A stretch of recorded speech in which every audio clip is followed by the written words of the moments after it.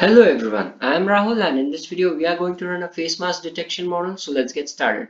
As you can see over here, these are all my inputs and the learning rate that I've given over here is 1 e to the power of -4 with 20 epochs and the batch size here is 32. And then this is the part to the directory. The directory has two folders in them, one is the with mask folder and the other is the without mask folder. The with mask folder has images with masks in them and the without mask folder has images without masks in them. Alright, and then I've created two lists over here. One is the data and the other is the labels list. And in the data, I've appended all the images. And at the same time, I've resized these images into 224, 224. And I've changed these images to arrays.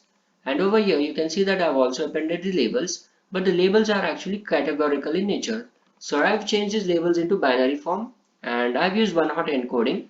Over here, you can see that I've converted these data and labels into arrays. And next thing you can see over here is I've train test split my data and around 80% of the data has been used for training set and the 20% data over here is used for test set. And I've used image data generator over here. Image data generator will generate multiple images by rotating and flipping the image. I've used the mobile net model over here and I've given the ADAM optimizer. Over here you can see that I've used accuracy as my evaluation metric and then I've saved my model and I've saved it as mask detected.model, which is nothing but an H5 file. And over here you can see this is how our plot looks like, and as we can see over here, this is a good model as our accuracy is high and our loss is low.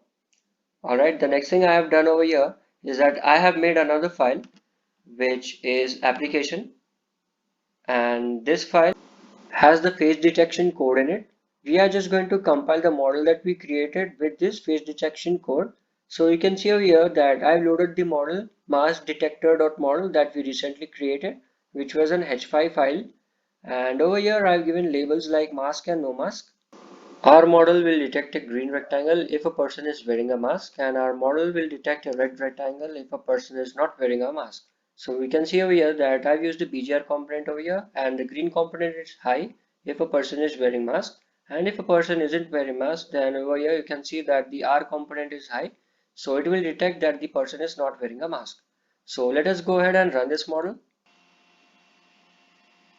And as you can see over here, our model is correctly detecting that there is no mask in this image.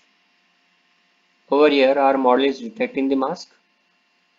And again, here our model is correctly detecting that there is a mask in this image.